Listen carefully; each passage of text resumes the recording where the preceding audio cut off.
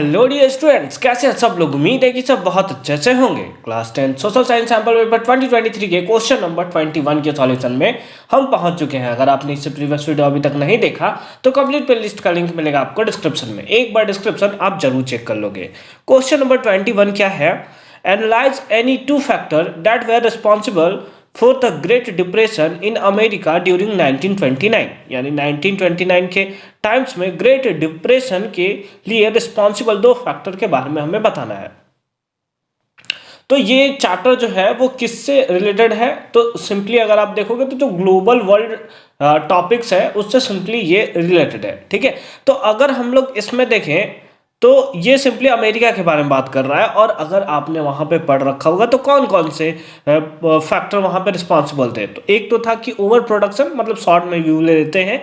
Over production agriculture में हो चुका था, जिसके कारण एक सबसे बड़ा कारण था। उसके साथ यूएस जो थी वो बहुत ज़्यादा लोन बांट रही थी और क्योंकि वो रिकवरी नहीं कर पाए इसलिए लोन बांटना ही बंद कर दी, जिसके कारण यूरोपियन कंट्रीज जो है या आसपास के जितने भी कंट्री हैं उनको बहुत ज़्यादा प्रॉब्लम फेस करते हुए हमें देखने को मिला। उसके साथ साथ स्टॉक मार्केट में क्राइसिस आ गया, जिसके कारण और भी हमें प्रॉब्लम देखने को मिलेगा। साथ ही साथ यूएस क्या करता है, इंपोर्ट ड्यूटीज को बढ़ा देता है, जिसके कारण हमें ये सारा का सारा क्या देखने को मिलता है, ग्रेट डिप्रेशन देखने को मिलता है। तो क्योंकि ये 2 मार्क्स का क्वेश्चन है तो मिनिमम आपको 2 पॉइंट में इसका आंसर देना है, 2 प्रॉपर पॉइंट में इसका आंसर आपको देना है।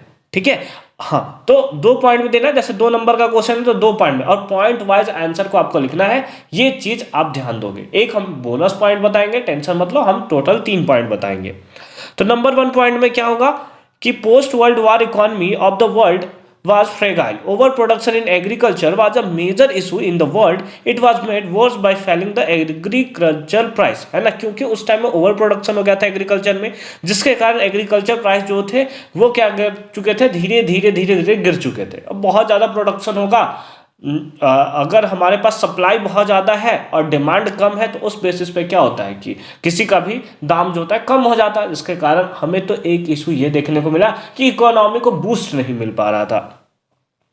फिर है second point, US overseas loan amounted to over 1 billion in the first half of 1928, है ना। यूएस जो था वो ओवरसीज लोन, है ना, कितना था, लगभग $1 बिलियन अब तो फर्स्ट हाफ ऑफ 1928, बट उसे वो रिकवर नहीं कर पाए थे। तो country has heavily rely on the US financially, we are currently facing a serious crisis, क्योंकि यूएस जो होता है वो बांटना बंद कर देती है कि पहले हम अपने अमाउंट को सिंपली क्या कर लेंगे कि जब हम लोग रिकवर कर लेंगे उसके बाद हम लोग बांटना शुरू करेंगे। तो वैसे कंट्रीज जो सिंपली रिलाई करती थी यूएस पे फाइनेंशियली कि वो सिंपली हमें पैसा देगा या फिर उसके अकॉर्डिंग वो हमारा फाइनेंशियल सपोर्ट करेगा तो हम अपना काम करेंगे, वो सिंपली क्या हो गया था कि सीरियस क्राइसिस में आ गया था। क्यों? The withdrawal of US loan affected much of the rest of the world, और उसके साथ साथ ये जो लोन्स था यूएस का, उसके कारण जितने भी कंट्री में वर्ल्ड थे वो सारे के सारे अफेक्ट हो चुके थे। तो ये 2 पॉइंट अगर आप लिख कर आओगे एकदम 2 में से 2 पॉइंट आपको कोई नहीं छिनने वाला। थर्ड पॉइंट जो कि एक बोनस पॉइंट है, आप किसी को भी चूज कर सकते हो। आप वहां पे क्या लिख लोगे कि उस टाइम में स्टॉक मार्केट में भी क्राइसिस देखने को मिला था, जिसके कारण बैंक फेलियर हमें देखने को मिलता है। बहुत सारे बैंक्स तो ऐसा आ गया था कि बैंकक्रप्ट हो चुके थे और उनको बंद करना पड़ा यूरोप में। ठीक है, तो आप ये सब पॉइंट अगर लिख कर आओगे तो कोई भी मार्क्स आपके नहीं काट सकते हैं। आई होप कि ये कॉन्सेप्ट आपको अच्छे तरीके से समझ में आया होगा। मिलते हैं आपसे अगली वीडियो में क्वेश्चन नंबर 22 के सॉल्यूशन के साथ। कंप्लीट प्लेलिस्ट का लिंक मिलेगा आपको डिस्क्रिप्शन में, तो एक बार डिस्क्रिप्शन आप जरूर चेक कर लोगे।